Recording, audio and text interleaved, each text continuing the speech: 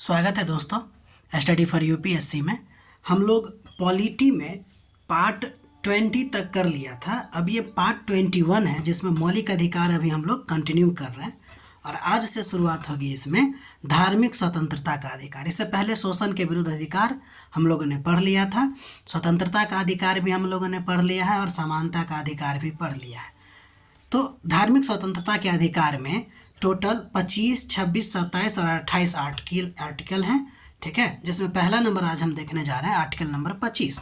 देखिए, तो इसके अनुसार आर्टिकल 25 के अनुसार क्या है कि भारत के हर व्यक्ति, यहाँ ध्यान दीजिएगा, हमने नागरिक नहीं लिख के हर व्यक्ति लिखा है। इसका मतलब इसमें नागरिक भी है और विदेशी दोनों शामिल है।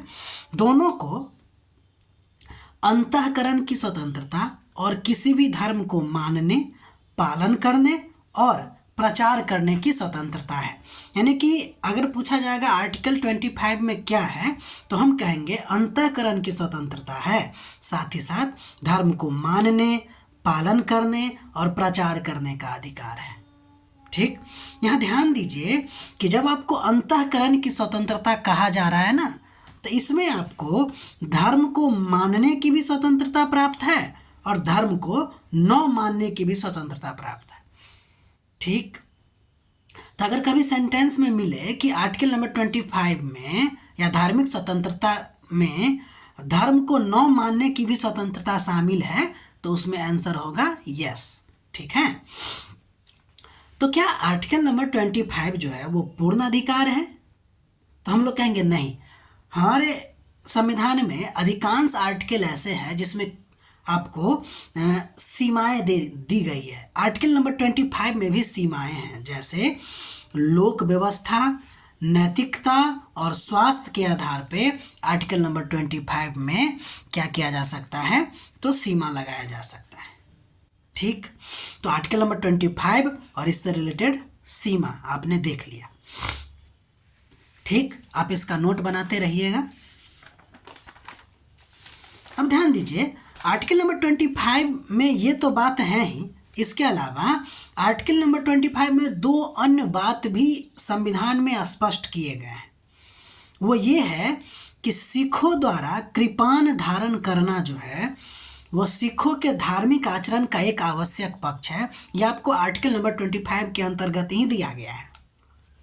ठीक, साथ ही साथ हिंदू शब्द में कहा गया है कि सिख, जैन और बौद्ध धर्म के अनुयायी भी शामिल होंगे।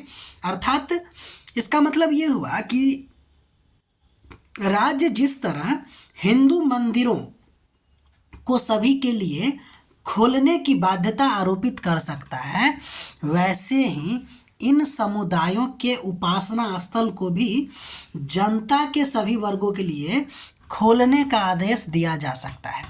मतलब साफ है कि हिंदू धर्म में जैन भी आएंगे, बौद्ध भी आएंगे और सिख भी आएंगे, और जो जो हिंदू धर्म पे राज्य के द्वारा बाध्यता लगाया जाएगा वो तीनों के तीनों धर्म पे होगा। ठीक, और ये दोनों का दोनों स्पष्ट किया गया है आर्टिकल नंबर 25 में। ठीक है, अलग से समझ में आ रही बात। अब हम लोग आर्टिकल नंबर 25 से संबंधित कुछ मुद्दा देखेंगे, जैसे संथारा का मुद्दा और साथ ही साथ धर्म के प्रचार और धर्मांतरण का मुद्दा। ये दो मुद्दा आपको आर्टिकल नंबर 25 से जुड़ा हुआ है। तो पहली बात तो ये है, संथारा का मुद्दा देखते हैं। पहली बात तो संथारा होता क्या है ये देखिए। तो जैन धर्म में ना उपासना की एक पद्धति है जिसमें मोक्ष प्राप्त करने के लिए या आत्मा के शुद्धि के लिए अन्न जल को त्याग किया जाता है।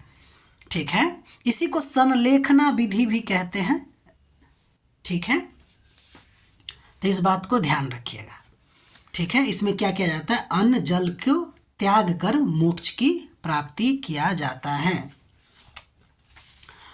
अब अगर देखा जाए तो संविधान के अकॉर्डिंग अगर आर्टिकल नंबर 25 देखें तो ये आचरण से संबंध रखता है। अगर लेकिन 21 के अनुसार से देखें तो यह तो एक प्रकार का आत्महत्या है। तो अब आत्महत्या माना जाए या आचरण माना जाए, इसको लेकर विवाद शुरू हुआ। 2015 में निखिल सोनी वर्सेज भारत संघ, जो कि राजस्थान हाई कोर्ट में केस हुआ था, जिसमें राजस्थान हाई कोर्ट ने कहा कि भाई ये आत्महत्या है और संथारा व्यवस्था पे या संथारा पे रोक लगा दिया। समझ पा रहे हैं? बाद में फिर जैनों के द्वारा विरोध किया गया इसको और सुप्रीम कोर्ट में फिर इसको चुनौती दी गई, यानी कि राजस्थान हाई कोर्ट या जयपुर हाई कोर्ट के निर्णय को। तो सुप्रीम कोर्ट ने जयपुर हाई कोर्ट के फैसले को या राजस्थान हाई कोर्ट के फैसले को पर स्टे लगा दिया, रोक लगा दिया और कहा कि भाई देखिए, संथारा जो है ना वो धार्मिक आचरण का अंग है।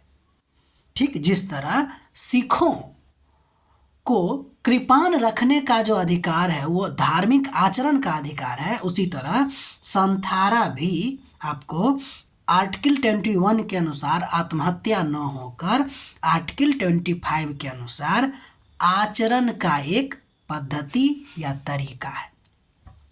ठीक, इसका मतलब अब संथारा यानी कि 2000 जब सुप्रीम कोर्ट ने निर्णय दिया उसके बाद अवैध नहीं रहा। ठीक, संथारा का मुद्दा समझ गए होंगे, लिख लिए होंगे आप। अब आगे देखते हैं। अब बात ये बने कि क्या धर्म प्रचार में धर्मांतरण का मुद्दा शामिल है, यानी कि धर्म प्रचार में धर्मांतरण शामिल है क्या? तो पहली बात तो इसका आंसर हमेशा आपको बता दिए हैं, याद रखिएगा नहीं। अब क्या कैसे ये सब बात धर्मांतरण का मुद्दा कैसे आया उसको लेकर देखते हैं। तो 1960 के दशक में धर्मांतरण का मुद्दा बहुत ज़्यादा जोरों पे आ गई, जिसमें कुछ राज्य में यह आरोप लगने लगा कि लालच, दबाव, धोखे से धर्म परिवर्तन किया जा रहा है। ठीक, 1960 के दशक में फलतः राज्यों ने कुछ कानून पारित किए जो धर्मांतरण पे जबरदस्ती या धोखे या दबाव से जो हो रहा था उस पे रोक लगाने के लिए। जैसे अगर आप देखिए तो एमपी यानी मध्य प्रदेश का फ्रीडम ऑफ रिलीजन एक्ट 1968 का और Orissa freedom of religion act 1967 का ये कानून बनाया गया। तो जैसे ही ये कानून बना तो कुछ धार्मिक संगठनों ने कहा कि भाई ये कानून तो हमारे आर्टिकल नंबर 25 जो कि फंडामेंटल राइट है उसके विरुद्ध है। क्यों भाई विरुद्ध है? क्योंकि यह धर्म के प्रचार का अधिकार जो हमको मिला हुआ है उसके विरुद्ध में है, क्योंकि ये हमको धर्म परिवर्तन नहीं करने दे रहा है, जबकि प्रचार में धर्म परिवर्तन भी शामिल है। समझ पा रहे हैं ना बातों को? तो धर्म परिवर्तन या धर्मांतरण का जो मुद्दा है 1960 के दशक से ही उठा था, जिसमें जबरदस्ती या लोभ या फिर लालच के माध्यम से लोगों को धर्म को परिवर्तित किया जा रहा था। फलतः कुछ राज्यों में, जैसे आपको उदाहरण दिए हैं एमपी और उड़ीसा ने, इस जबरदस्ती के धर्मांतरण को रोकने के लिए कानून लाया। अब ये अगर कानून लाया तो ये कानून कितना सही कितना गलत, अब ये तो न्यायपालिका ही बताएगा। लेकिन धार्मिक संगठनों के बीच में यह मुद्दा उठने लगा कि ये तो हमको धर्म के प्रचार पे रोक लगा रहा है और धर्म के प्रचार में धर्म परिवर्तन भी शामिल है। तो ये मामला गया सुप्रीम कोर्ट के पास। सुप्रीम कोर्ट के पास जब गया तो सुप्रीम कोर्ट ने स्टेनिस्लास वर्सेज एमपी राज्य, यानी कि वो जो ये जो कानून है इसके विरोध में सुप्रीम कोर्ट में केस किया गया। ये एक फादर थे स्टेनिस्लास, ठीक है ना। इस मामले में सुप्रीम कोर्ट ने कहा कि भाई देखिए, आपको आर्टिकल 25 में प्रोपेगेट का अधिकार है, प्रचार का अधिकार है, कोई डाउट नहीं इसमें, लेकिन दूसरे व्यक्ति को धर्म में परिवर्तन करने के लिए मजबूर करने का अधिकार नहीं है। It means propagation not equal to conversion, ठीक है। यानी आपको प्रोपेगेशन का अधिकार है, कन्वर्जन का अधिकार नहीं है, यानी प्रचार का अधिकार है, धर्मांतरण का अधिकार नहीं है, ठीक। तो इसीलिए आपको पूछे कि क्या धर्म के प्रचार में धर्मांतरण शामिल है क्या? तो हमारा आंसर होगा नहीं, क्योंकि सुप्रीम कोर्ट कह दिए। तो इसका क्या मतलब हुआ कि आर्टिकल नंबर 25 जो है आपको सभी प्रकार के धर्म परिवर्तन को रोकता है? तो ये भी कथन गलत होगा। देखिए आगे कैसे। तो देखिए, तो इसका मतलब ये डिसाइड हुआ कि धर्मांतरण करवाना फंडामेंटल राइट नहीं है, ठीक। और कोई भी व्यक्ति अगर धर्म परिवर्तन करना चाहता है तो क्या इसका फंडामेंटल राइट होगा? तो यस होगा। धर्म परिवर्तन या धर्म जो बदलना चाहता है तो वो उसका फंडामेंटल राइट होगा, उसमें कोई डाउट नहीं है। यानी आर्टिकल नंबर 25 जो है आपको सभी धर्म परिवर्तन को नहीं रोकता, बल्कि ये जो छल बल कपट से जो धर्मांतरण हो रहा था ना, वो आपको कहा कि भाई वो अवैध है, बाकी व्यक्ति अपने स्वेच्छा से धर्मांतरण कर सकता है। यानी प्रचार के दौरान कन्वर्जन का मन अगर लोग को करे तो स्वेच्छा से कर ले, इस पे आर्टिकल नंबर 25 रोक नहीं लगाता।